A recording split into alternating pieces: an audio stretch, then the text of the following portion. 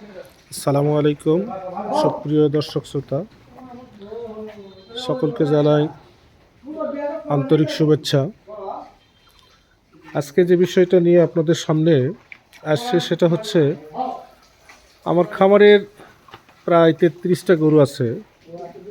আল্লাহর রহমতে মোটামুটি ম্যাক্সিমাম গরুই শারীরিক যে গঠন আলহামদুলিল্লাহ অনেক সুন্দর। তবে এর মধ্যেও দু একটা গরু আছে যে গরুগুলান স্বাভাবিক যে বৃদ্ধি, গরুর যে কোষ স্বাভাবিকভাবে বৃদ্ধি হয় এটা হচ্ছে না। খাবার সবগুলো গরুকে একই পরিমাণে খাওয়াচ্ছি অথচ হচ্ছে না। কিছু কিছু গরু যে আলহামদুলিল্লাহ অনেক সুন্দর হয়েছে আল্লাহর রহমতে, আপনাদের দোয়ায়। আবার কিছু কিছু গরু আছে যেগুলো অনেক খাবার দেওয়ার পরেও তুলনামূলক যে গ্রোথটা আসার কথা সেটা আসতেছে না। এই যেখানে এই গরুটা দেখেন, এই দুটা গরু আল্লাহর রহমতে অনেক সুন্দর, কিন্তু এই যে এই গরুটা এটা আবার তুলনামূলক অনেকটা দুর্বল। এটার যে গ্রোথ আসার কথা সে অনুপাতে গরুটার গ্রোথ আসে না। এই জন্য এটার আমরা আলাদা একটা ট্রিটমেন্ট নিচ্ছি। এটার কোষ বৃদ্ধির জন্য একটা ভিটামিন ইনজেকশন করতেছি। এটার কোনো পার্শ্ব প্রতিক্রিয়া নাই।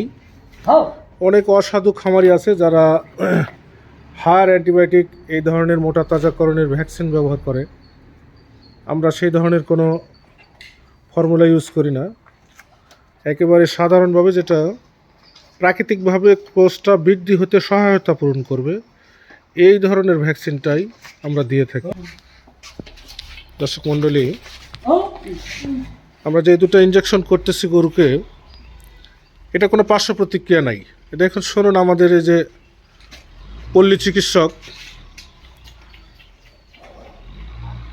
গোলাম মাওলা ভাইয়ের কাছ থেকে, উনি আপনাদেরকে এই দুটো ইনজেকশন সম্বন্ধে ডিটেলস বলবে। ভাই আসসালামু আলাইকুম। ওয়ালাইকুম আসসালাম ভাই।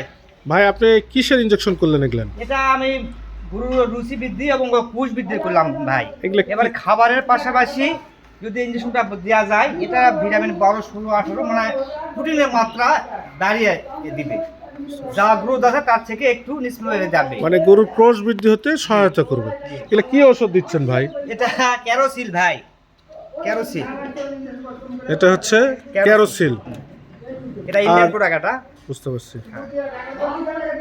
এমনও বিট প্লাস এটা, কিন্তু এটা আমি ব্যবহার করি না। নাই জন্য এটা আমার এটা বাংলাদেশে এমনও বিটা হাই ব্যবহার করি আমি সবসময়। আজকে পাইনি বিধায় থেকে এটা নিচ্ছি।